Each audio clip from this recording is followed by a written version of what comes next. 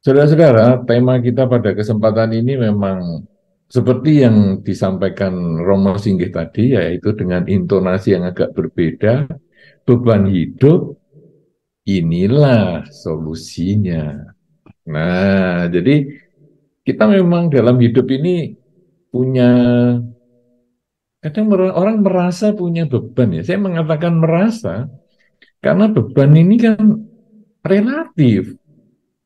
Ada orang mengatakan bahwa obat bagi saya bisa racun bagi orang lain. Sebaliknya, obat bagi orang lain bisa racun bagi saya. Beban hidup bagi saya, mungkin bagi orang lain biasa-biasa saja. Sedangkan beban hidup orang lain, bagi saya juga biasa-biasa saja.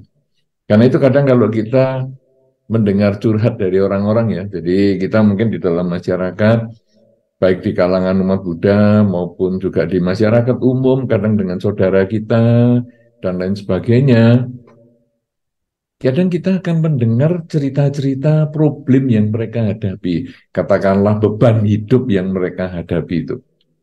Mereka mengatakan, aduh rumah tanggaku ini begini-begini ya, ekonomi keluargaku ini begini-begini ya, anak-anakku begini-begini ya, aduh tanggung jawab hari ini kok demikian berat ya.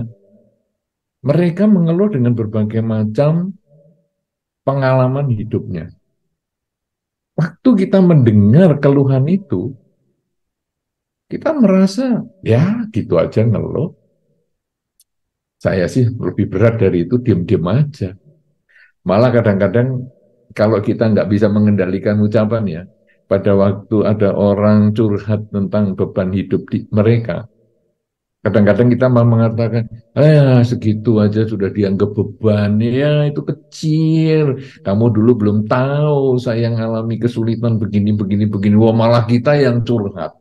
Dia yang curhat nggak dapat solusi, malah jadi emosi karena kita yang curhat dengan mengatakan saya lebih berat. Nah, itu aja nggak ngeluh. Aku dulu juga nggak cerita sama kamu. Kamu sekarang cuma problem gitu aja ngeluh sama saya loh. Malah kita ngomelin orang.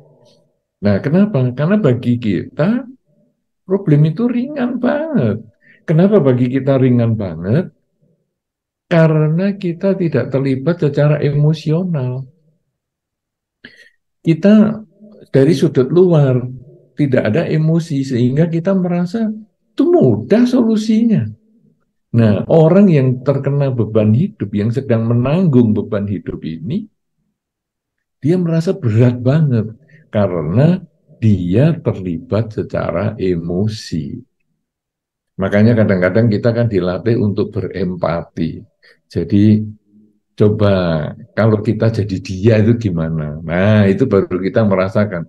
Ya memang sulit ya dalam kondisi seperti hari ini, keluarganya sakit, ekonominya begini, rumah tangganya seperti itu, wah memang berat juga. Nah, jadi kalau kita sudah punya empati, kita punya rasa bahwa dia itu mengalami seperti itu, seperti saya masuk ke kehidupannya dia. Wah, ya memang berat. Nah, kalau sudah begitu, kita baru bisa memberikan solusinya. Kalau ada orang curhat sama kita, semacam itu. Ya, jadi kalau ada orang bercerita tentang beban hidup mereka, nomor satu tentu kita jangan merendahkan. Walaupun mungkin kecil sekali, ya, yang dikatakan dia itu mungkin bagi kita ringan sekali. Tetapi kita jangan pernah merendahkan, karena dia sampai cerita berarti cukup berat bagi dia. Nah, kemudian solusinya untuk orang lain itu adalah kita mengatakan bahwa karena kita kan dari sudut luar nih, kita kemudian menjadi dirinya. Seandainya saya jadi dia, saya punya empati, saya menjadi dia dengan rumah tangga seperti itu, dengan kasus seperti itu, apa solusinya? Nah, kalau kita sudah bisa menjadi dia, solusinya biasanya lebih bijaksana. Kenapa?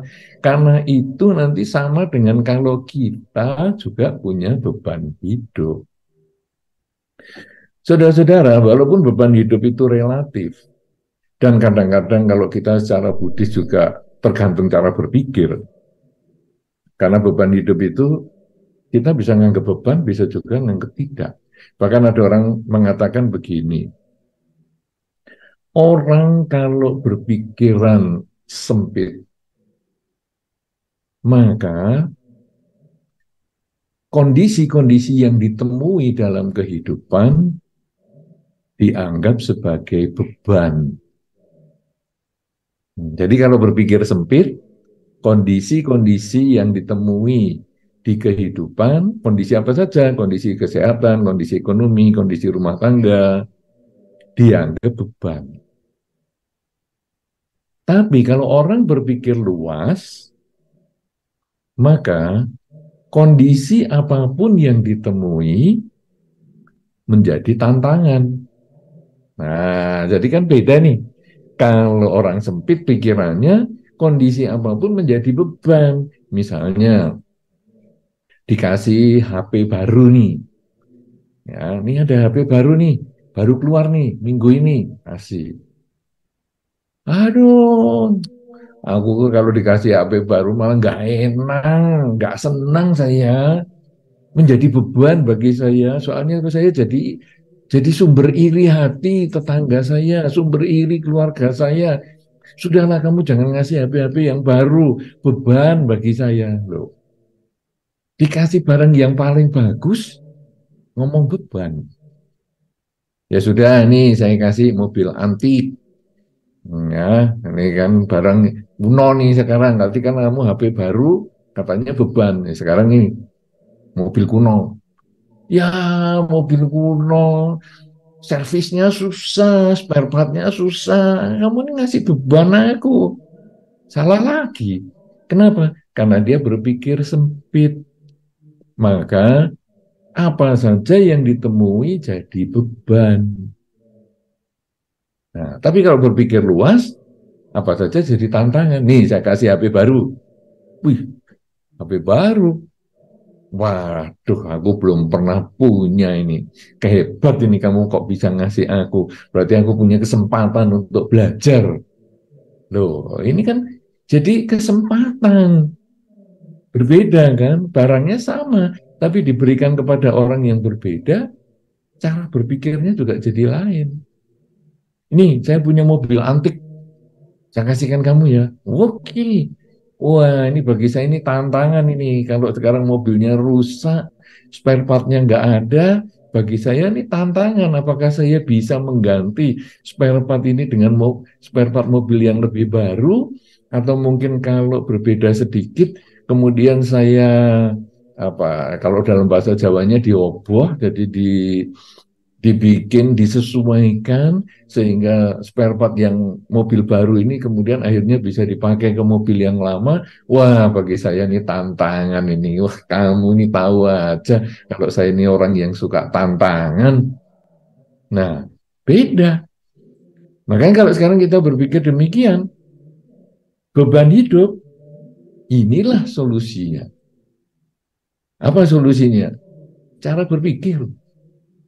Nah, jadi kita mau berpikir luas atau mau berpikir sempit. Kalau mau berpikir sempit, dapat rezeki pun jadi beban. Tapi kalau berpikir luas, kesulitan pun menjadi tantangan. Wah, ini sudah ada poin-poin yang macam-macam kan. Jadi beban hidup itu bisa tergantung pribadi, sekarang tergantung juga cara berpikir kita, sempit atau luas. Nah, saudara-saudara, tapi kadang orang mengatakan Bante, cara berpikir ya iya, tapi kenyataan ini memang ada beban hidup itu. Ya ekonomi saya ini loh berat, saya ini loh sakit-sakitan, rumah tangga saya ini loh kacau-kacau. Masa sih semua cara berpikir? Sebetulnya kalau mau diikuti sesuai dhamma, memang itu cara berpikir. Kenapa? Karena di dalam dhamma, hidup itu berisi ketidakpuasan. Bertemu dengan yang tidak disukai, berpisah dengan yang dicinta, itu sebetulnya sumbernya dari keinginan kita. Keinginan kita untuk selalu berkumpul dengan yang kita sukai, dan kita tidak ingin bertemu dengan yang tidak kita sukai. Jadi yang kita anggap beban hidup tadi, kalau secara dhamma juga itu hanya pola pikir bahwa saya tidak mendapatkan apa yang saya sukai. Itu menjadi beban hidup juga.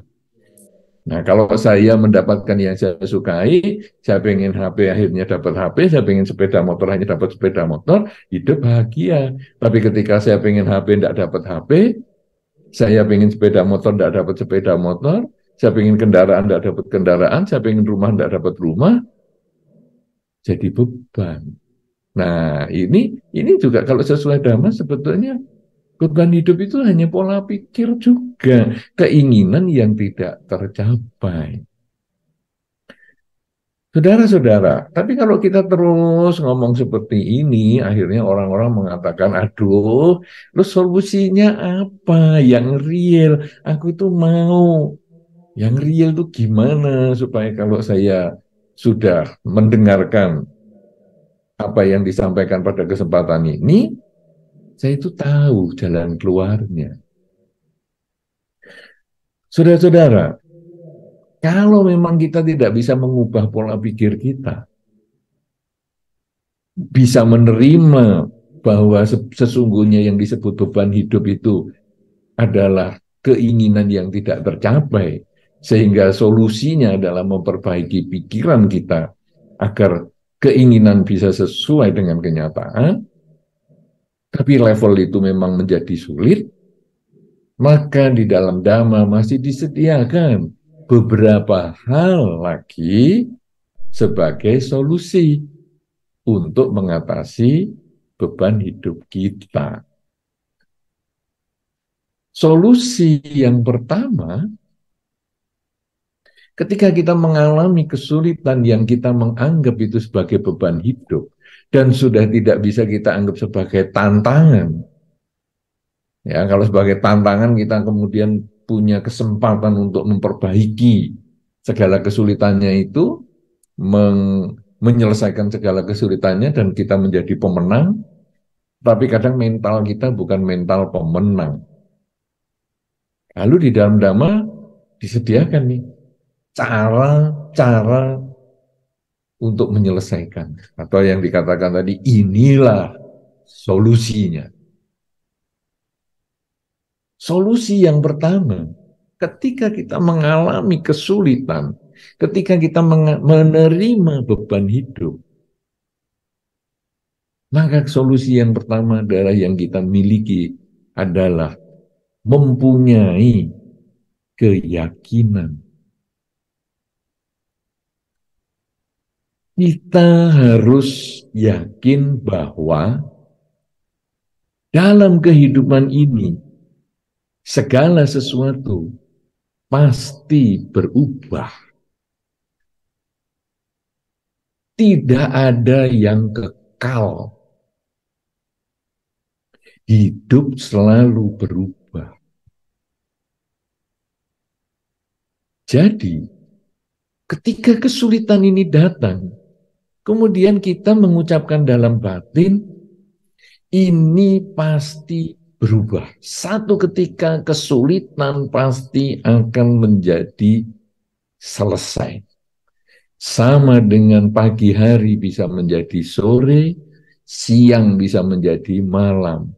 Hari bisa berganti menjadi minggu, menjadi bulan, menjadi tahun. Demikian pula kesulitan, beban hidup, satu ketika pasti bisa dilewati. Nah, kita harus punya keyakinan semacam itu dulu. Kemudian kita mungkin waktu memikirkan seperti itu, ya pertama kita mengatakan ya oke lah, semua pasti selesai lah, pasti berubah lah. Oke. Tapi saya sudah nunggu ini 2 tahun, kok nggak berubah? Kadang-kadang ketika kita sudah lama berusaha, kadang kita itu kemudian putus asa. Kita tidak mau menyelesaikan apa yang telah kita mulai sendiri. Kita merasa ya sudahlah, saya berhenti saja. Itu sama dengan kita menggali sumur. Anda yang mungkin di daerah pegunungan, Anda akan tahu bahwa sumur itu agak dalam, sehingga sudah digali 30 meter, kok belum keluar air. Sudahlah berhenti aja. Sudah nggak usah gali lagi sumur. Padahal kalau digali lagi 3 meter lagi, sudah keluar airnya. Tetapi karena di 30 meter kita berhenti, kurang 3 meter. Ya kita nggak dapat air. Perjuangan kita yang 30 meter menggali sedikit demi sedikit berhari-hari itu tidak ada gunanya. Hanya karena kita putus asa. Padahal kalau kita merasa sudah 30 meter nih saya gali. Apa salahnya saya lanjutkan lagi? Saya lanjutkan lagi semeter lagi, 2 meter lagi, 3 meter lagi, 4 meter lagi, 5 meter lagi. Terus kita mau menyelesaikan itu semua. Karena saya harus menyelesaikan apa yang sudah saya mulai. Dengan cara begitu, akhirnya keyakinan kita bahwa segala sesuatu itu pasti berubah, itu yang akan membuat beban hidup kita itu bisa terselesaikan. Karena saya yakin, saya pasti akan melewati kesulitan-kesulitan hidup ini. Apalagi kalau kita punya keyakinan tentang hukum sebab akibat perbuatan, bahwa saya mengalami kesulitan ini adalah bagian dari buah perilaku yang pernah saya lakukan sebelumnya. Mungkin beberapa hari yang lalu, mungkin beberapa tahun yang lalu, mungkin di waktu saya masih usia kecil. Mungkin saya melakukan hal-hal yang tidak baik, dan sekarang dalam masa ini saya sedang memetik buah perilaku buruk itu. Kalau demikian, sama dengan saya sedang memanen durian. Kalau saya sudah memanen durian, maka satu saat durian yang dipetik satu, pada satu ketika nanti pohon durian ini tidak ada lagi buahnya. Demikian pula dengan perbuatan yang sudah saya petik buahnya yang berupa penderitaan menjadi beban hidup itu. Kalau sudah saya selesaikan satu demi satu demi satu, saya punya keyakinan suatu saat panenan buah perilaku buruk saya ini pasti akan selesai. Nah, dengan cara itu, sama dengan penggali sumur tadi, saya akan terus gali, terus gali. Demikian pula, saya akan terus berusaha. Maaf, putus ya mungkin. Ya. Gimana? Apa suara saya masih bisa didengar? Ya, sudah jelas Bante. Sudah tersambung kembali. Iya, saya ulang sedikit di depan. Mudah-mudahan itu yang pas putusnya. Karena tidak ada kabar apa-apa, tahu-tahu putus. Biasanya ditulis di sini sinyalnya tidak stabil. Tapi kok ini moro-moro, tahu-tahu putus saja. Nah, jadi gini. Kalau sekarang, wah, saya sakit ini berarti buah perilaku buruk saya sedang saya panen. Dan saya punya keyakinan bahwa kalau saya tungguin, buahnya ini saya petik terus, biar aja saya sakitnya saya nikmati, saya nikmati, saya nikmati, tiap hari saya sakit saya nikmati, satu ketika pasti habis, dan saya pasti sehat. Ini pola pikir keyakinan yang tidak tepat di dalam Dhamma. Karena seorang umat Buddha bukan umat yang pasif, hanya menunggu habisnya buah, bukan. Tapi umat Buddha ini adalah umat yang aktif. Sehingga selain kita punya keyakinan Maka yang kedua, solusi yang kita harus miliki pada saat kita punya beban hidup adalah kita punya semangat. Semangat untuk melakukan kebajikan. Kenapa demikian, saudara? Karena beban hidup yang kita terima itu adalah buah perilaku yang tidak baik. Seperti tadi saya sakit adalah karena buah perilaku saya yang mungkin sudah saya lakukan waktu saya mungkin beberapa tahun yang lalu atau mungkin waktu saya kecil dan sebagainya. Nah, sekarang saya bukan hanya menunggu, tapi sekarang saya punya aktivitas menambah kebaikan. Menambah kebaikan dengan pikiran saya, menambah kebaikan dengan ucapan saya, menambah kebaikan dengan perilaku saya. Dan ini adalah semangat saya untuk terus menambah kebajikan dengan pikiran, ucapan, dan perilaku. Saya tidak akan pernah putus asa untuk mengisi hidup saya setiap saat dengan berbuat baik lewat pikiran, ucapan, dan perilaku. Karena saya memahami, kalau saya sekarang di dalam kehidupan ini mengalami beban hidup yang berat, ini kalau di dalam Dhamma digambarkan seperti segelas air yang ada sesendok garam di dalamnya.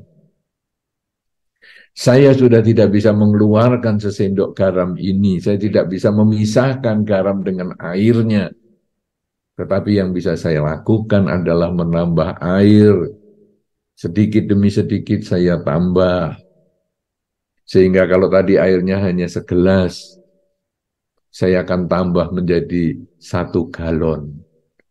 Sehingga garam yang sesendok masih tetap ada di dalam air yang segalon. Tetapi rasa asinnya sudah tidak ada.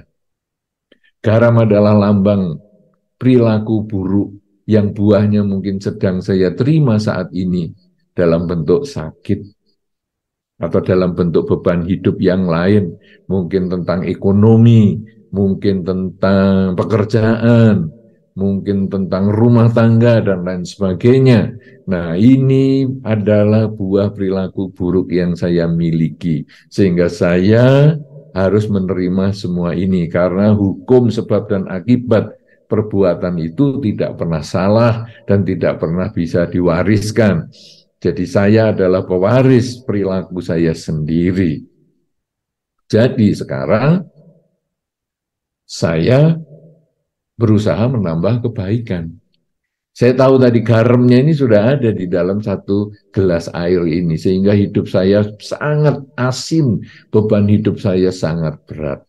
Sekarang saya hanya menambah kebaikan dengan pikiran, ucapan dan perilaku saya sesering mungkin setiap hari, setiap waktu. Sehingga nanti kebajikan saya ini seperti air yang saya tambahkan. Saya tambahkan airnya ini menjadi 1 galon. Dan hal-hal yang buruk itu tadi adalah seperti garam.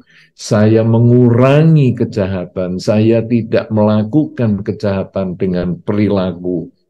Saya tidak melakukan kejahatan dengan ucapan-ucapan yang buruk.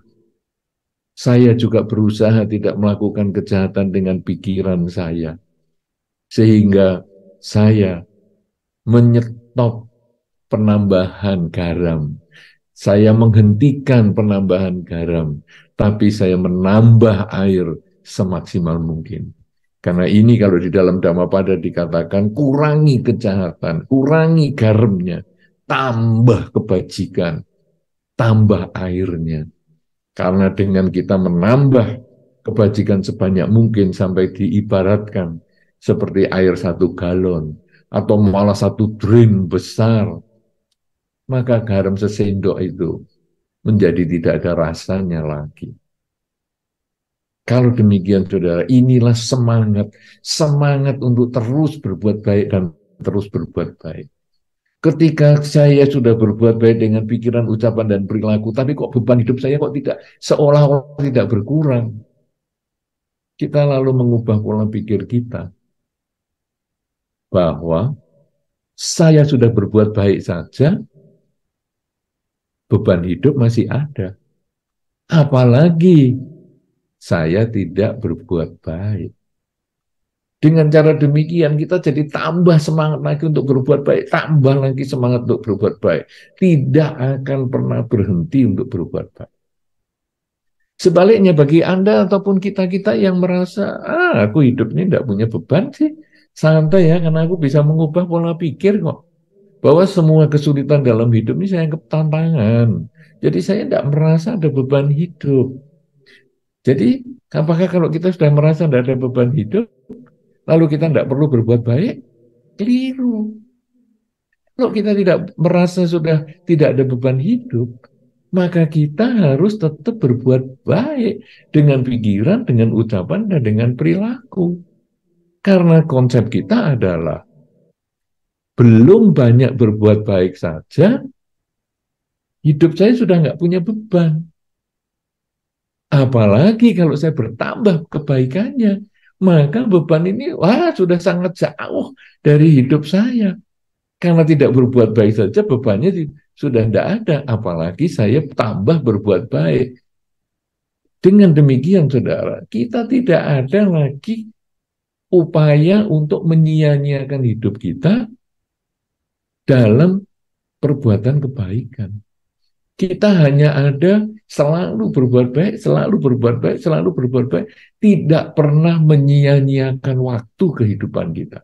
Kita hanya ada memanfaatkan seluruh kehidupan kita ini. Hanya berbuat baik dengan pikiran, ucapan, dan perilaku. Kita memiliki beban hidup. Ya, melakukan kebajikan yang banyak, mengurangi kejahatan. Kita tidak memiliki beban hidup. Kita juga tetap berbuat kebajikan dengan pikiran, ucapan, dan perilaku. Sehingga hasilnya kita akan memperoleh kebahagiaan yang lebih maksimal. Anda yang dulunya punya beban hidup, akhirnya hidupnya bahagia karena perbuatan baik Anda. Anda yang tidak punya beban hidup sebelumnya, dengan banyak berbuat baik, hidupnya tambah bahagia lagi.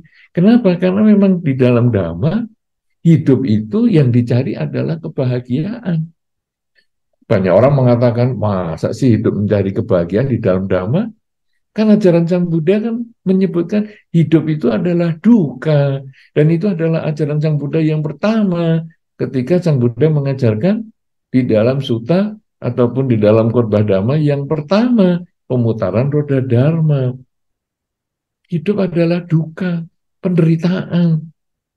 Berarti agama Buddha ini agama penderitaan, keliru. Pola pikir itu keliru. Justru diceritakan agama di dalam agama Buddha bahwa hidup itu adalah penderitaan karena ada upaya untuk mencapai kebahagiaan. Kalau diceritakan tentang bahagia, semua orang sudah tahu. Tapi sekarang kalau diceritakan hidup itu adalah duka, maka inilah solusi untuk mengatasi duka sehingga akhirnya hidupnya menjadi bahagia. Demikian pula tema kita pada kesempatan ini, beban hidup, inilah solusinya. Supaya yang punya beban menjadi selesai, bebannya bisa diselesaikan. Demikian pula dikatakan, hidup ini adalah duka, inilah solusinya. Jalan mulia berunsur 8. Sehingga nanti yang punya hidup itu duka, akhirnya hidup itu menjadi suka, menjadi penuh kebahagiaan. Jadi ini sebetulnya adalah pola pikir di dalam Dhamma, bagaimana seseorang itu perlu mengupayakan kebahagiaan. Jadi bukan hidup itu duka, ya memang beginilah, hidup ini duka. Bukan, hidup ini duka, ada sebab, ada cara untuk mengatasi, sehingga menjadi hidup itu bahagia. Demikian pula beban hidup. Beban hidup itu ada solusinya. Yang pertama apa? Bahwa beban hidup itu sebetulnya relatif. Tiap orang punya cara berpikir sendiri menyikapi hidupnya. Baik hidup dalam rumah tangga, dalam pekerjaan, kasus-kasus ekonomi, dan lain sebagainya. Jadi sebetulnya dia relatif. Kemudian tergantung cara berpikir. Yaitu kalau cara berpikirnya sempit, apa saja menjadi beban hidup. punya mobil bagus pun beban hidup karena merasa, waduh, jadi aku nggak aman nih kalau nyimpen mobil di rumah misalnya. Tapi kalau pikirannya luas, kesulitan itu menjadi tantangan. Nah, kemudian kalau kita sudah memahami itu, maka kita kemudian bagaimana cara menyelesaikannya atau membantu orang dengan kita punya empati, kita berusaha menjadi orang di lain, kita menjadi dia kalau yang sedang curhat itu bagaimana, atau kalau kita sedang mengalami beban hidup, lalu apa yang harus kita siapkan di dalam dhamma. Walaupun dhamma ini mengajarkan semua itu pikiran, bahwa keinginan itu tidak bisa menjadi kenyataan, itu juga jadi beban hidup. Kalau jadi keinginan itu yang harus diperbaiki, bukan kenyataan. Ya, tapi tentu kita mungkin punya problem masing-masing. Nah, solusinya sebetulnya cukup dua hal. Yang pertama, kita punya keyakinan bahwa yakin hidup ini selalu berubah. Demikian pula kesulitan hidup kita, beban hidup kita ini satu ketika pasti akan berubah. Dan kemudian kita juga yakin yang kedua, apa yang saya alami ini adalah buah dari perilaku saya. Jadi bukan karena orang lain. Ya, jadi saya mempunyai beban hidup ini kenapa? Sejak saya menikah dengan kamu kok hidup saya susah ya? Apakah kamu ini penyebab beban hidup? Bukan. Beban hidup adalah buah perilaku saya atau cara berpikir saya yang tidak tepat tadi. Jadi bukan karena menikah dengan si A kemudian beban hidup datang. Aku setelah melahirkan dia, anak yang ini kok jadi aku punya beban hidup. Bukan. Karena itu pola pikir atau buah perilaku kita sendiri. Nah, jadi setelah kita punya keyakinan yang kuat bahwa ini buah perilaku kita, maka kita harus punya semangat untuk mengubah. Yaitu bagaimana? Saya harus menambah kebajikan semaksimal mungkin dengan pikiran, dengan ucapan, dan dengan perilaku. Karena hanya kebajikan itulah yang akan mengkondisikan hidup bahagia. Karena dengan kebajikan, pikiran, ucapan, dan perilaku semakin banyak kita lakukan, buah kebajikan itulah yang memberikan kebahagiaan. Karena itu saya tidak akan pernah putus asa, selalu bersemangat untuk berbuat baik dengan pikiran, ucapan, dan perilaku saya. Walaupun saya tidak punya beban hidup, saya tetap harus menambah kebajikan. Apalagi kalau saya punya beban hidup, saya juga harus terus menambah kebajikan. Dengan cara seperti ini, maka beban hidup apapun juga yang kita hadapi, apakah itu di dalam rumah tangga, di dalam kesehatan, di dalam pekerjaan, di dalam apa saja, maka kita secara bertahap bisa menyelesaikan dan akhirnya hidup kita menjadi bahagia karena kita melaksanakan dhamma di dalam kehidupan kita sehari-hari. Beban hidup menjadi minggir karena kita sudah bisa menyelesaikan sesuai dengan dharma. Nah, inilah yang menjadi pengantar pembahasan kita pada kesempatan ini dengan tema yang sangat baik sekali yang disediakan oleh para pengurus Wihara Buddha Sikyamuni, yaitu beban hidup. Inilah solusinya. Demikian, saudara-saudara, mudah-mudahan bisa memberikan manfaat. Dan saya kembalikan kesempatan kepada Romo Singgih Prayityo. Terima kasih. Silakan Romo. Baik, silakan bagi Bapak, Ibu, dan saudara yang ingin bertanya, silakan mengangkat tangan. Kita buka 3 dulu ya.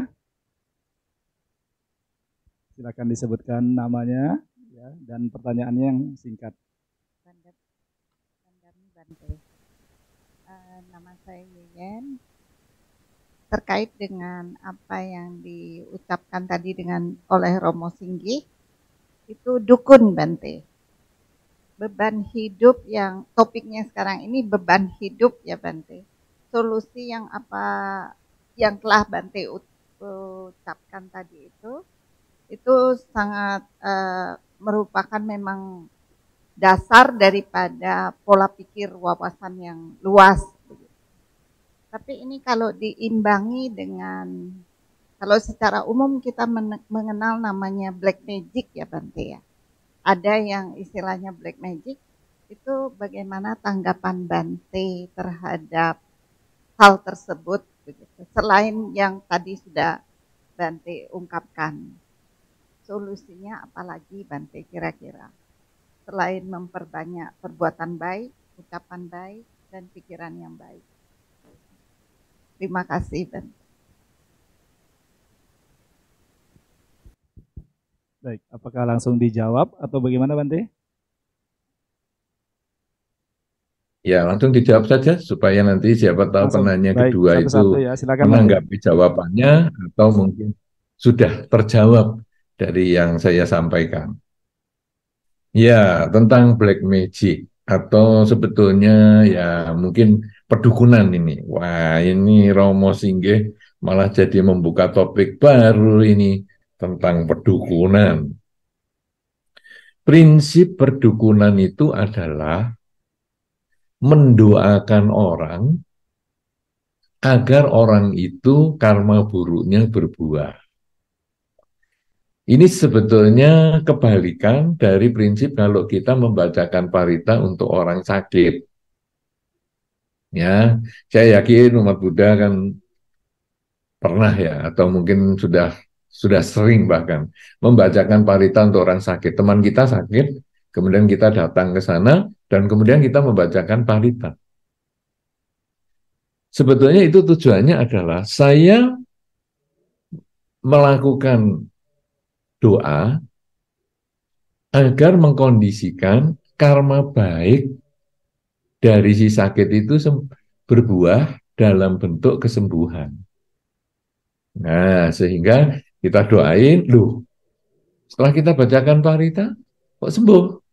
Nah, bukan hanya paritanya saja yang membuat sembuh, tetapi paritanya ini mengkondisikan buah karma baik yang dia miliki dipercepat sehingga matang dan akhirnya sembuh. Mestinya matangnya sebulan, dalam 2 minggu akhirnya matang dan sembuh. Nah, ini kalau kita membacakan parita untuk orang sakit. Di sisi satu.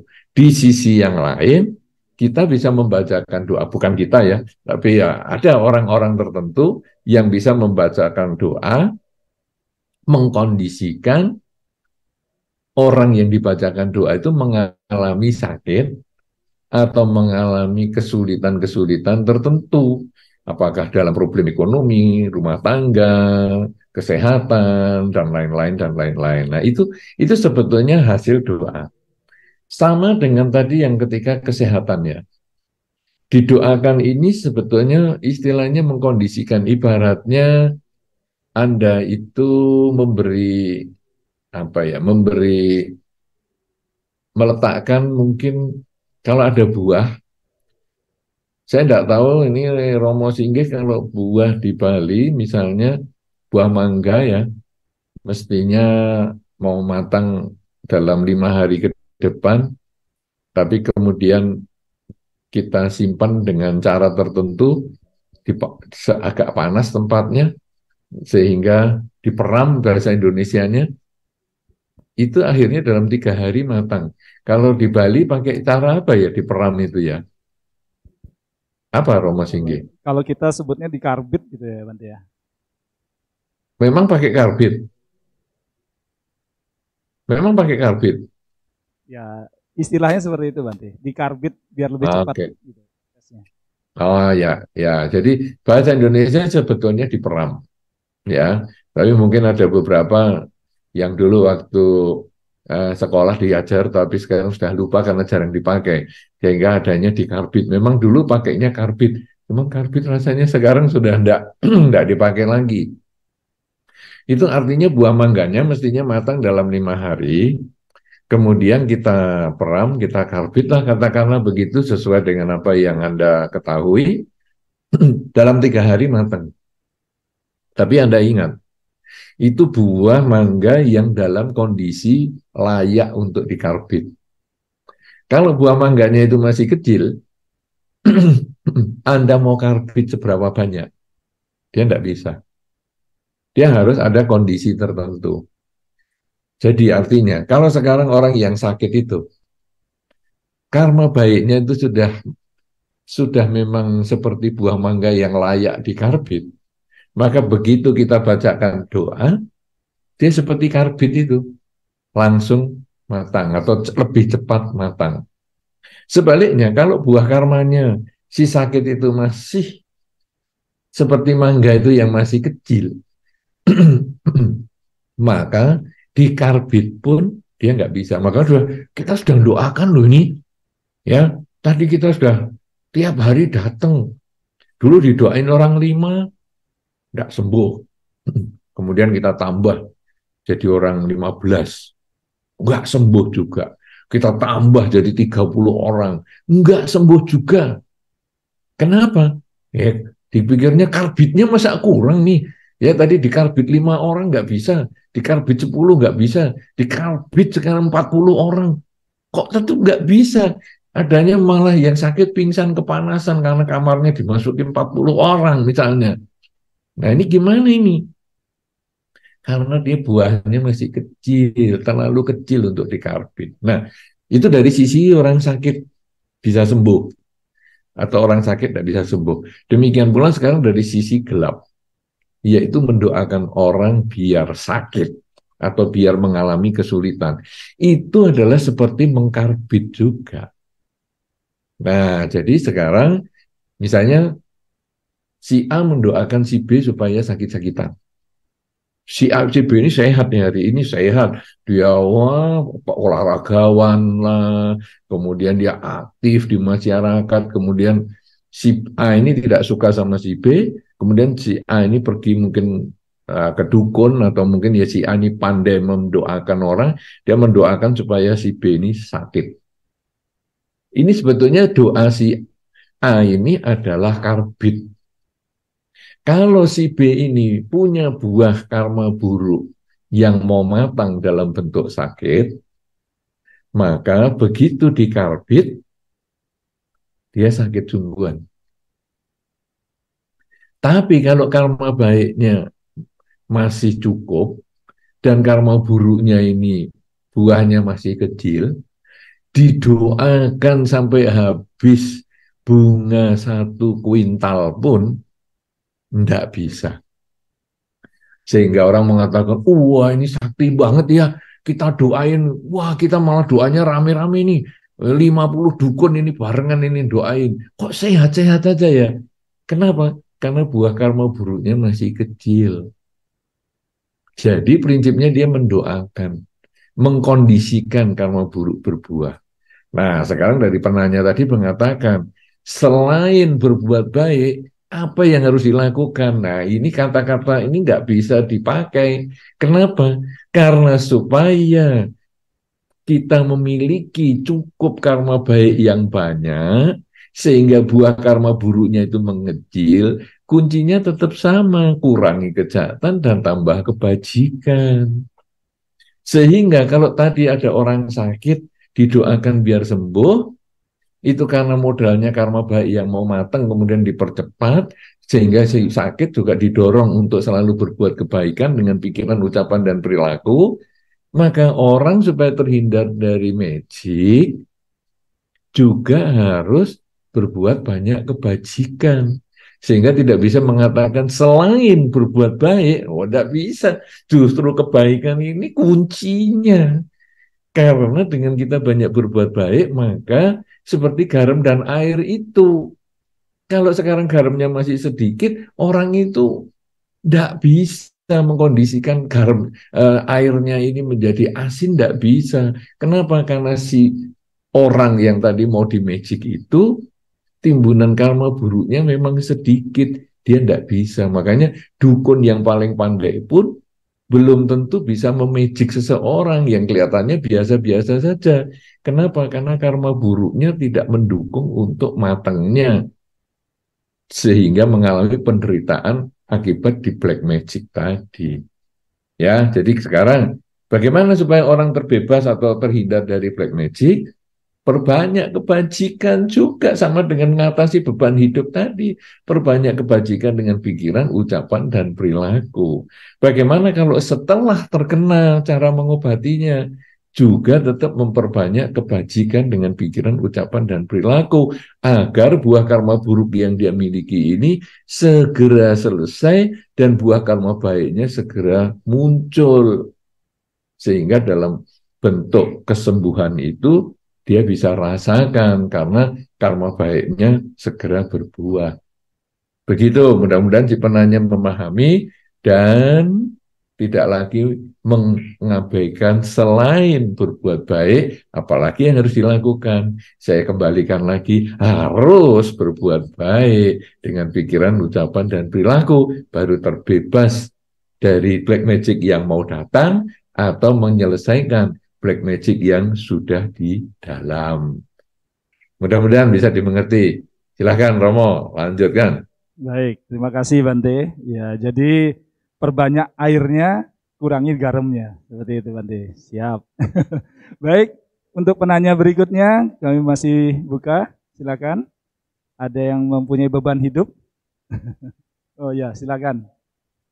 Sebutkan nama dan pertanyaan yang singkat ya. Oke, baik. Selamat malam Bante Satyatu Nama Budaya. Perkenalkan, nama saya Sky dan saya izin bertanya terkait satu hal Bante. Tadi saya sempat mendengar Bante menyebutkan bahwa kalau penderitaan tuh bukan datang dari orang lain Bante. Nah, ketika mendengar ini saya ingat dengan Asewana Cabalanang Pandita Nanca Sewana Bante. Itu bergaul dengan orang bijaksana dan tidak bergaul dengan orang yang tidak bijak. Nah, ketika kita sudah terjebak di suatu pergaulan yang ternyata tidak bijaksana dan kita sadarnya, misalnya sadarnya telat sadar Bante istilahnya. Nah, ketika kita udah tahu, misalnya, oh ini pergaulannya udah nggak bener nih, misalnya merugikan saya. Kira-kira kalau kita pergi kayak memutuskan hubungan pertemanan gitu, apakah sebagai karma buruk Bante atau justru itu adalah tindakan yang tepat ya Bante? Karena jujur ini sempat jadi dilema juga dalam hidup saya Bante. Sekian Bante, terima kasih banyak. Baik, pertanyaan yang sangat nyata ya dalam kehidupan sehari-hari. Kita kadang salah memilih teman. Saudara-saudara, di dalam Dhamma itu memang ada di dalam Manggala Sutta dikatakan jangan bergaul dengan orang tidak bijaksana. Bergaullah dengan orang bijaksana. Ya, memang ada kata-kata itu. Kenapa? Karena bergaul dengan orang tidak bijaksana, kita bisa terpengaruh. Itu dikasih contoh misalnya, kertas untuk membungkus kayu cendana, katakanlah kertas untuk membungkus dupa lah. Maka kertas yang tadi tidak berbau, sudah selesai untuk membungkus dupa, nanti kertas ini bisa wangi loh. Jadi berkumpul dengan dupa, berkumpul dengan wangi, berkumpul dengan orang bijaksana, kita bisa bijaksana juga. Kemudian ada kertas lilin yang biasa kita kadang kalau untuk nasi bungkus itu. Kemudian kertas lilinnya ini nggak bau apa-apa. Kalau tadi untuk membungkus dupa, kertas lilin ini, wah jadi wangi. Sekarang kertas lilin ini untuk membungkus daging atau ikan yang baunya amis. Nah, nanti kertas lilin ini juga akan bau. Nah, disitulah dikatakan bahwa kalau kita berkumpul dengan orang tidak bijaksana, kita bisa ikut menjadi tidak bijaksana. Berkumpul dengan orang bijaksana, kita bisa menjadi bijaksana juga. Nah, tapi juga ada sisi yang lain di dalam Dhamma yang disampaikan. Tangan kalau tidak luka, pegang racun, tidak masalah. Artinya bahwa kalau batin kita ini sudah seimbang, berkumpul dengan siapa saja itu biasa-biasa saja. Nah, tetapi ya mungkin kita untuk keseimbangan batin agak sulit, sehingga tadi dikatakan, kalau saya sudah ketemu dengan orang yang tidak bijaksana, mau pergi itu bagaimana? Tidak problem, cuman begini ya, orang tidak bijaksana itu tidak 100%. Di dalam masyarakat sebetulnya kita melihat bahwa orang itu tidak 100% baik, tidak 100% buruk. Ada orang baik tapi juga punya keburukannya sendiri. Ada orang tidak baik tapi juga dia punya kebaikannya sendiri. Nah, sekarang kita berkumpul dengan orang yang tidak baik. Oke, berkumpul di bidang apa nih? Misalnya, wah saya ini nggak cocok kalau berkumpul dengan dia, ini urusan agama. Karena dia itu selalu mengajak saya untuk males ke wihara, misalnya. Wah ini bikin tidak beres nih. Nah, oke. Dia dia mengkondisikan saya tidak mau ke wihara. Kalau gitu di bagian urusan agama ini, bagian ke wihara ini, saya tidak mau hubungan sama dia. Misalnya, ayo kita ke wihara bareng. Enggak lah, karena nanti pasti dia omongannya, wih sok suci nih ke wihara segala gaya. Ini contoh aku nih. Ya, aku nih kalau ke wihara cuma setahun sekali waktu Wesak saja misalnya. Wah, kita jadi repot nih. Jadi ini tidak bijaksana bagian itu. Tapi mungkin dia punya bijaksana di bidang yang lain. Misalnya, dia itu pandai di bidang misalnya eh, servis sepeda motor misalnya, atau servis kendaraan misalnya. Sehingga kita kalau ada kendaraan rusak, ya kita boleh serviskan ke dia. Nggak ngapa-ngapa. Tapi begitu dia ngomong urusan biara, maaf ya, kita ngomong yang lain aja. Kenapa? Karena ada sisi yang kebaikannya yang kita bisa bisa dapatkan juga karena dia tidak 100% jahat. Tapi kalau seandainya Anda tetap merasa nggak nyaman lah saya kumpul sama dia, silakan Anda meninggalkan orang itu tidak ada problem. Karma itu adalah niat. Anda niatnya apa? Kalau Anda niatnya mau jahat sama dia waktu meninggalkan dia, itu karma buruk. Tetapi kalau Anda tidak punya niat buruk dengan dia, Anda hanya menjaga diri Anda ini seperti kura-kura masuk ke cangkangnya, Anda tidak masalah. Nah, perginya tentu baik-baik. Misalnya, Anda mengurangilah sedikit-sedikit pertemuan dia dulunya tiap hari, mungkin jadi 2 hari sekali, mungkin jadi 3 hari sekali, seminggu sekali, dan akhirnya mungkin sebulan sekali, dan seterusnya. Ya, jadi penghindaran itu bukan berarti 100%, karena tiap orang itu punya kebaikan dan kekurangannya. Kita merasa diri kita baik, tapi ingat, kita pun juga punya kekurangan. Orang yang kita cintai, kita ngomong, wah dia baik sekali, tapi ingat, orang yang kita cintai itu pun punya kekurangan. Dalam beberapa nasihat perkawinan, saya sering mengatakan, ketika kamu mengambil dia sebagai pasangan hidup, pasti kamu merasa dia adalah yang paling baik, paling sempurna. Tetapi ingat, yang kamu jadikan pasangan hidup itu adalah satu paket kebaikan dan keburukan.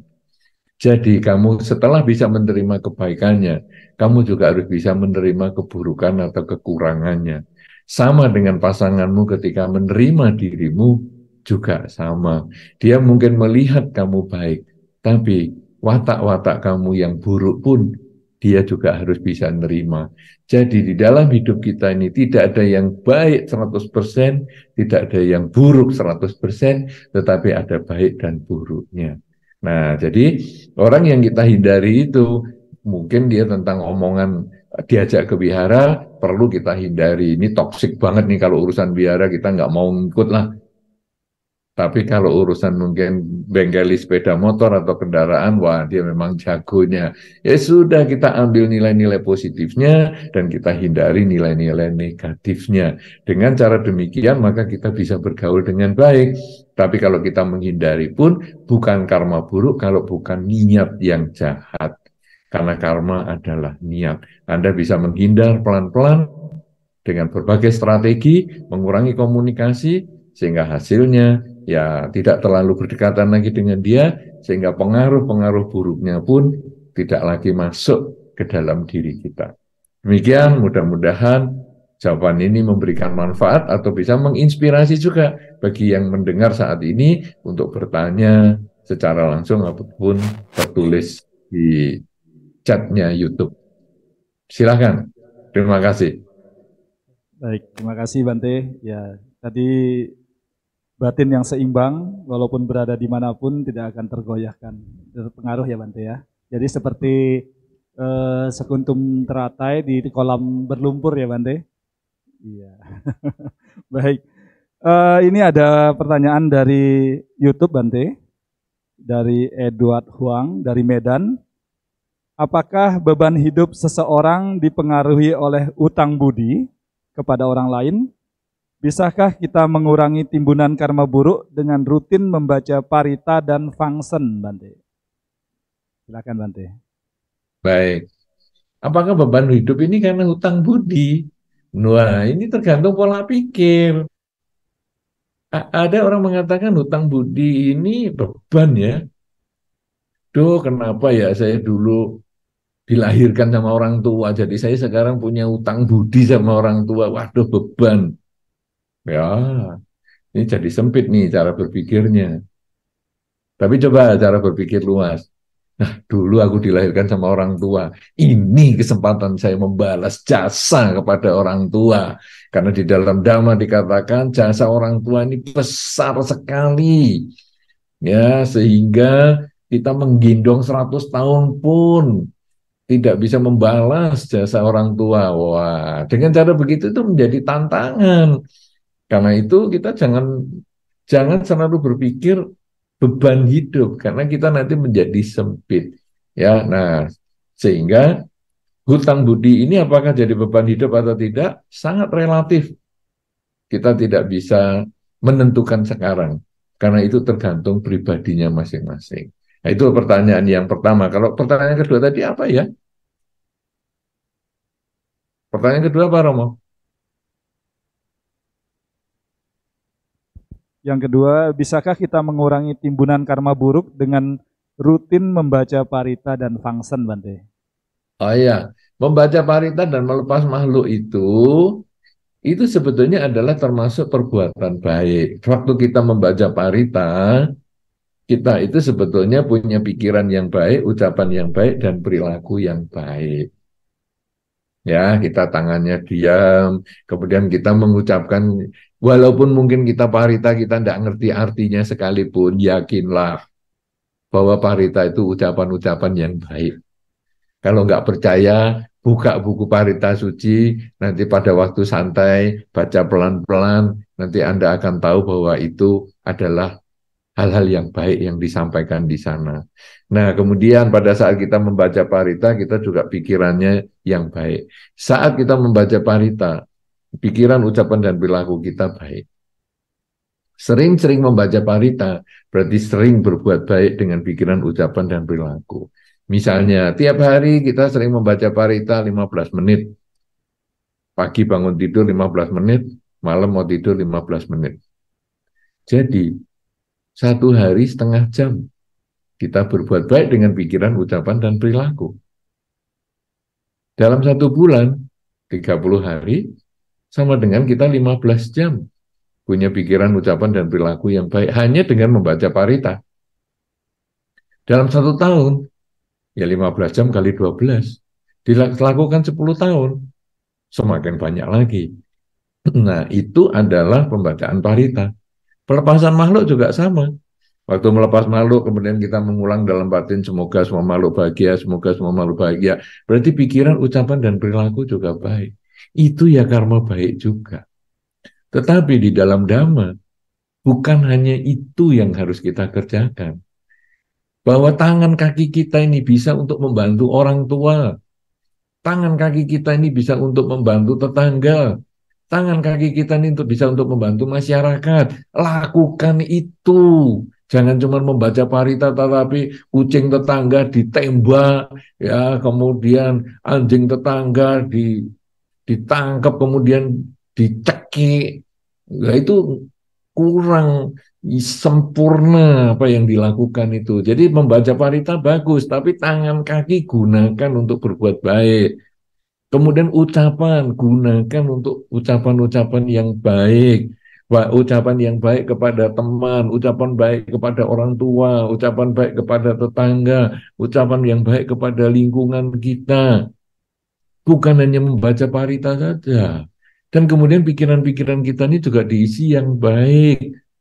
Ya, jadi jangan terlalu berpikir negatif, tapi berpikirlah yang baik. Ya, sehingga dengan demikian bukan hanya membaca parita yang menambah kebajikan, Bukan hanya melepas makhluk menambah kebajikan, tapi menggunakan tangan, kaki, mulut, dan pikiran kita untuk berbuat baik demi kebahagiaan lingkungan, masyarakat, dan semua makhluk. Itulah kebajikan yang akan mengkondisikan kita hidup bahagia. Ya, jadi niat Anda berbuat baik dengan baca parita itu sudah bagus, tapi lanjutkan dengan tangan, kaki, ucapan, dan pikiran kita untuk kebahagiaan semua makhluk. Silahkan, lanjutkan. Baik, Bante. Jadi kembali lagi ke yang tadi ya, Bante ya. Jadi bagaimana merubah beban menjadi tantangan tergantung dari pola pikir kita ya, Bante, cara berpikirnya. Kemudian juga begitu ada kesempatan untuk berbuat baik, kita gunakan semaksimal mungkin kemampuan kita yang kita punya. Baik, Bante. Kita lanjut satu lagi, Bante. Ini ada dari YouTube juga pertanyaan.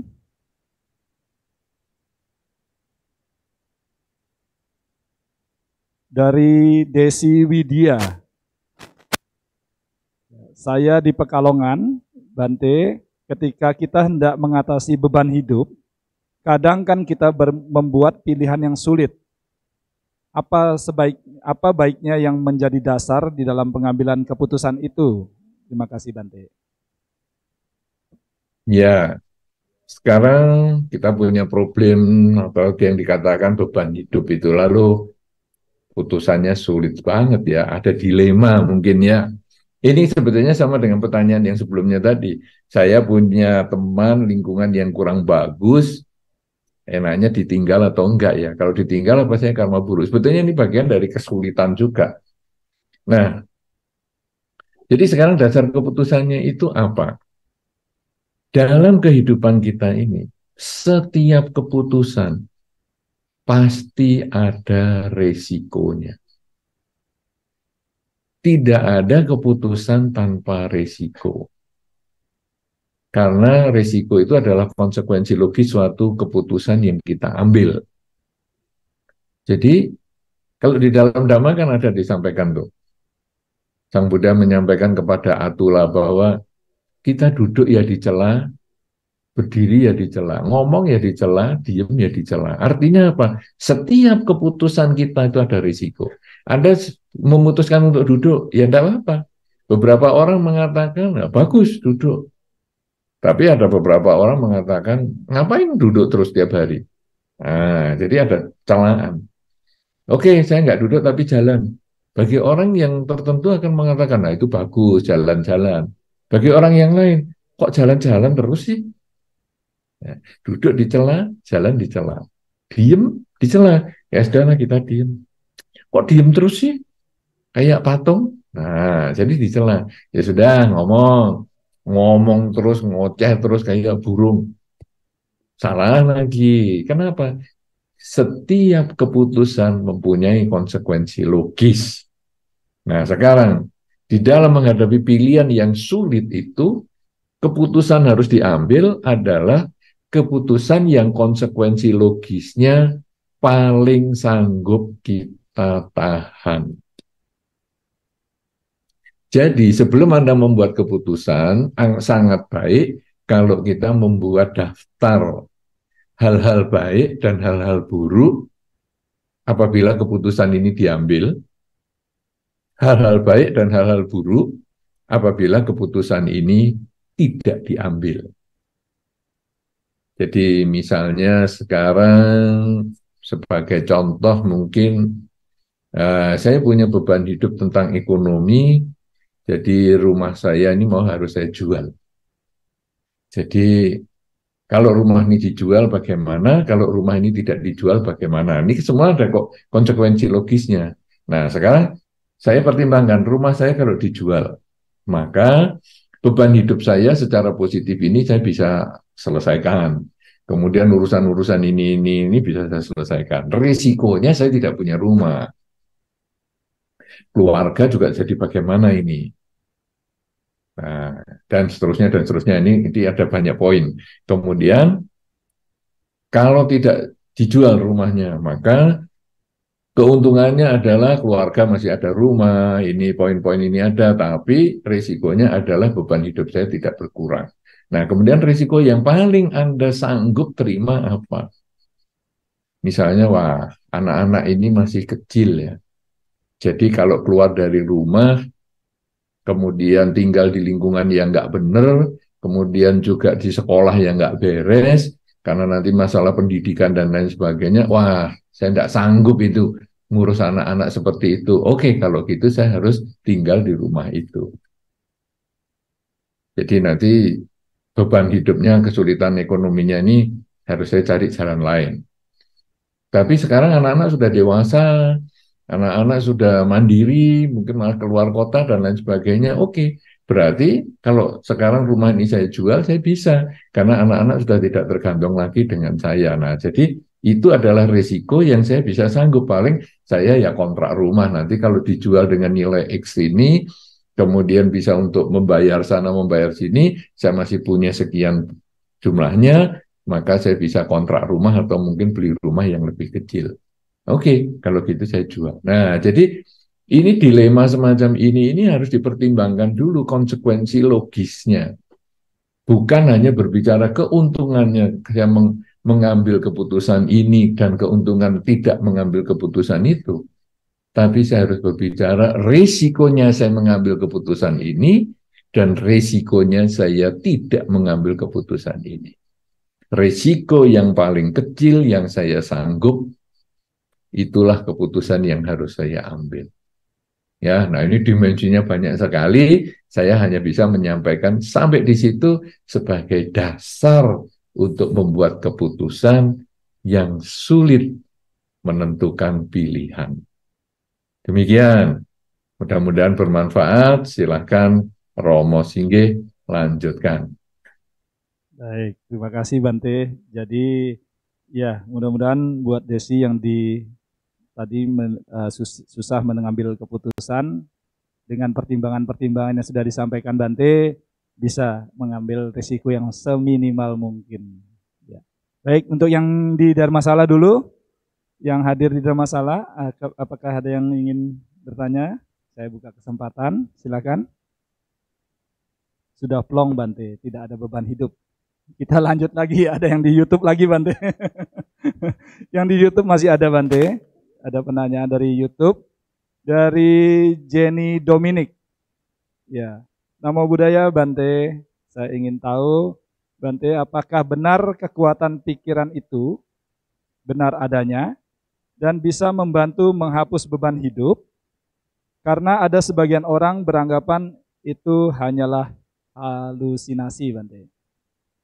Silakan Bante. Baik. Jadi apakah kekuatan pikiran itu ada? Dan apakah bisa membantu beban hidup? Nah, sebetulnya ini yang tadi kita bahas di awal adalah pikiran. Ya, jadi kan tadi saya katakan di awal ya, bahwa yang disebut beban hidup itu bagi seseorang, mungkin bagi orang lain tidak. Kenapa? Karena dia bersifat subjektif. Kalau sudah bersifat subjektif, beban hidup ini berarti tergantung pola pikir masing-masing. Nah, pola pikir masing-masing itu kemudian saya sampaikan tadi adalah pola pikir kita sempit atau luas. Kalau sempit, semua menganggap sebagai beban hidup. Bahkan punya HP terbaru pun beban hidup. Punya mobil yang kuno juga beban hidup. Ya, wah, HP baru nih, saya nggak mau lagi belajar yang ulang dan lain sebagainya, itu jadi beban hidup. Tapi pola pikir yang luas melihat segalanya itu sebagai tantangan. Jadi, wah, aku punya HP baru, aku belum belajar nih, ini kesempatan saya untuk melakukan peningkatan kualitas diri. Kalau tadi juga ada penanya sebelumnya bahwa apakah dengan hutang budi itu beban hidup, ini juga tergantung pola pikir. Kalau sekarang hutang budi itu dianggap beban hidup, aduh kenapa ya saya dilahirkan ini membuat saya ini hutang budi sama orang tua, sama guru, sama teman, sama saudara, sama petani, sehingga saya sekarang harus makan pakai nasi ini. Ini kan saya hutang budi sama petani, sama nelayan yang ngambilkan ikan, sama peternak karena saya juga makan daging dan lain sebagainya. Lah itu kan akhirnya kita ini hidupnya merasa sangat berbeban banget. Itu kan pola pikir. Sebaliknya sekarang, orang yang berbeda melihat kesulitan itu dengan cara berpikir yang luas. Bahwa ini adalah tantangan, hutang budi ini adalah tantangan. Bahwa saya sudah dilahirkan dari orang tua, sekarang hutang budi ini saya balas dengan orang tua, harus bahagia melahirkan saya, tidak ada kekecewaan melahirkan saya. Jadi saya harus berprestasi, saya harus menjadi orang yang baik dalam pikiran, ucapan, dan perilaku. Ini tantangan. Ketika petani sudah menanam padi di sawah sehingga saya bisa makan, apa yang harus saya lakukan untuk mereka? Saya minimal saya mendoakan supaya mereka bahagia. Atau saya akan berkarya untuk membantu para petani, atau saya berkarya untuk membantu para peternak dan nelayan dan lain sebagainya, sehingga balas budi kita itu menjadi bermanfaat, bukan beban hidup. Lah ini pola pikir. Justru di dalam Dhamma, pikiran adalah pelopor segalanya. Suka dan duka itu dari pikiran kita, bukan orang lain yang membuat. Kita tidak terbiasa di dalam Dhamma mengatakan, gara-gara kamu sih membuat saya menderita. Tidak ada. Yang membuat menderita adalah harapan kita yang tidak tercapai pada orang lain. Selama kita masih menyalahkan pihak lain, kita belum menjalankan Dhamma dengan baik. Jadi, cobalah renungkan pada diri kita sehari-hari, seberapa banyak kesulitan kita itu kita bebankan kepada orang lain. Aduh, kalau saya bukan anaknya ini, hidup saya lebih bahagia. Berarti kita menyalahkan orang tua kita. Itu pola pikir yang tidak tepat di dalam Dhamma. Karena semua itu dibuat dari keinginan kita. Saya ingin orang tua saya bukan ini. Saya ingin orang tuanya saya yang itu. Kenyataan saya orang tuanya yang ini. Saya terima ini sebagai kenyataan, dan kemudian saya harus berusaha semaksimal mungkin untuk memberikan kebahagiaan karena saya memiliki pola pikir yang luas, menjadikan hidup ini semua sebagai satu kesempatan untuk maju, sebagai tantangan untuk maju. Jadi ini bukan halusinasi, ini adalah di dalam Dhamma pikiran pelopor segalanya. Ya, suka dan duka kita itu berasal dari pikiran, dan beban hidup kita itu, yang disebut beban itu hanya karena pikiran kita, keinginan kita tidak menjadi kenyataan. Begitu pikirannya kita ubah, hidup ini menjadi bahagia. Bagaimana cara mengubah pikiran yang lebih paling sederhana? Adalah dengan mengucapkan untung. Jadi, kemarin kalau ada kecelakaan di mana ya, ada kecelakaan kendaraan besar yang korbannya agak banyak, korbannya tidak ada, dia dikatakan ada kecelakaan besar begini, untung tidak ada korban jiwa. Nah, jadi itu sebetulnya sudah mengurangi beban hidup. Nah, sekarang Anda coba sering-sering mengucapkan kata untung. Wah, bagaimana? Oh, saya rugi 1 juta hari ini. Untung ruginya cuma 1 juta, tidak 5 juta. Loh, rugi pun jadi untung. Wah, untungku 5 juta. Untungku 5 juta. Coba kalau aku tidak serius, untungku cuma 3 juta. Loh, coba. Jadi hidup ini selalu beruntung karena kita mengucapkan untung, untung, dan untung. Ini adalah pola pikir, ini bukan halu. Ini mengkondisikan kita ini punya kebijaksanaan, punya pengertian. Dalam kesulitan apapun juga, katakanlah untung, maka hidup Anda pasti akan beruntung. Ya, itu di budaya masyarakat banget di Jawa, di Timur, mungkin juga di Bali pun akan sama seperti itu, ataupun di daerah-daerah yang lain, karena kita ini kan acaranya live ya, jadi mungkin diikuti dari berbagai tempat, ada dari Pekalongan, dari Medan, dan lain sebagainya. Mungkin di daerah-daerah yang lain coba, mungkin ada kata-kata untung itu juga. Jadi misalnya ada orang kecelakaan, itu yang paling sering. Wih, kecelakaan nih, untung loh, nggak ada korban. Wah, kita satu kata untung. Ada, motornya rusak. Oh, untung cuma motornya rusak, orangnya masih sehat. Enggak, Orangnya lecet-lecet, untung cuman lecet-lecet, nggak patah tulang. Ternyata patah tulang loh kakinya. Untung cuman kakinya. Bukan yang lain-lain. Tapi selain kakinya juga kepalanya. Oh ya? Oh, untung loh. Walaupun kepalanya gegar otak, tapi dia masih sadar. Oh, koma loh dia. Untung masih hidup. Oh, meninggal. Untung langsung meninggal. Jadi sudah nggak cacat lagi atau apa. Jadi ada untungnya terus coba. Dari mulai cuman kendaraannya nggak rusak, sampai meninggal pun masih dikatakan untung. Mungkin di beberapa daerah akan ada seperti itu. Itu sebetulnya pola yang sangat menenangkan.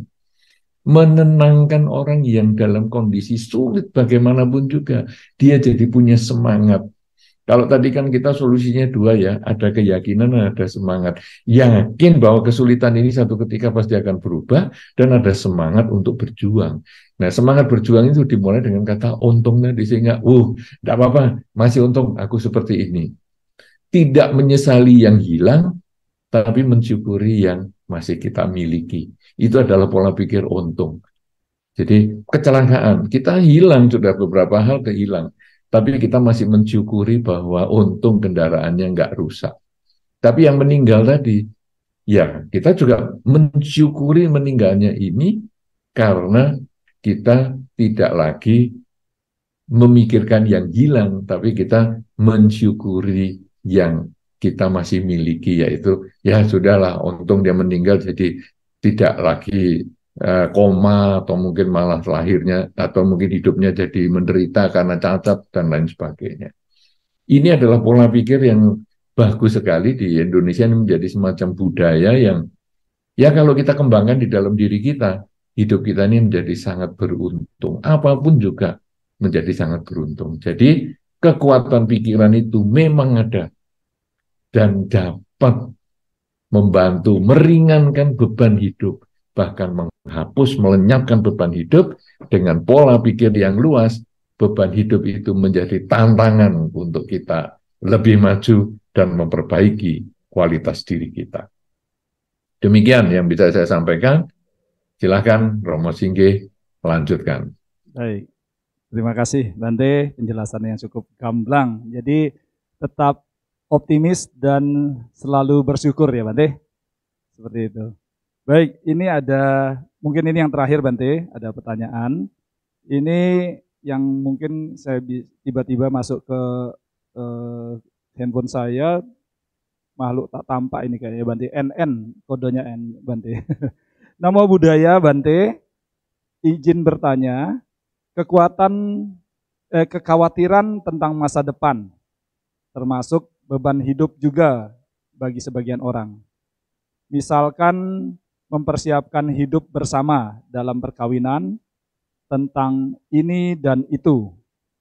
Padahal kakek nenek, orang tua kita dulu menjalani dengan apa adanya, dan keluarga mereka bahagia, dan anak-anaknya sukses. Tapi orang-orang yang sekarang justru khawatir berlebihan menghadapi masa depannya. Mengapa hal ini terjadi dan apa solusinya Bante? Anumodana Bante. Iya, pertanyaan yang bagus walaupun oleh orang yang tidak mau disebut namanya. Padahal kalau disebut kota pun akan menarik sekali ya, seperti tadi ada dari Medan, Pekalongan, dan lain sebagainya, karena berarti acara ini kan diikuti oleh banyak orang. Ya ini manfaatnya acara live streaming itu adalah bisa diikuti oleh banyak orang ini. Nah, saudara-saudara, kalau tadi dikatakan bahwa memikirkan masa depan ini beban hidup. Sekali lagi, pola pikir sempit, pola pikir luas ini harus dimengerti baik-baik ya. Jangan terlalu gampang menganggap itu beban hidup. Ini kalau sekarang kita jalan, katakanlah ada perjalanan mungkin butuh katakanlah 2 kilo lah, atau 1 kilometer aja lah, enggak usah jauh-jauh, atau 100 meter lah, karena sekarang orang ini agak males jalan, ya 100 meter. Baru jalan 10 meter, Kita lalu mengatakan, aduh, kok baru 10 meter ya? Masih 90 meter. Pola pikir ini menjadikan 90 meter itu beban. Aduh, kok baru 10 meter, masih 90 meter. Lalu membuat kita ini semangatnya berkurang. Kenapa? Karena pikiran kita ini sudah mau ngeblok, menjadi mental block untuk semangat kita. Tapi kalau orang yang punya pikiran yang luas, terbuka, melihat semua itu sebagai tantangan, wah, sudah 10 meter, tinggal 90 meter. Jadi rasanya nyaman. Sudah 10 meter nih, tinggal 90 meter. Nah, jadi nanti maju lagi. Sudah 15 meter, tinggal 85 meter. Maju lagi, sudah 20 meter, tinggal 80 meter. Jadi rasanya semangat sekali untuk menyelesaikan masalah. Kenapa? Karena dia melihat kenyataan hidup itu sebagai tantangan untuk maju, bukan beban hidup.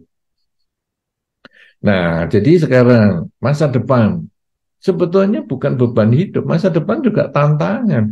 Ada di generasi muda misalnya belum menikah, kemudian lihat, wah persaingan dari ini banyak sekali ya. Wah ini berarti aku harus membuktikan kepada orang tua saya bahwa saya adalah punya mental pemenang.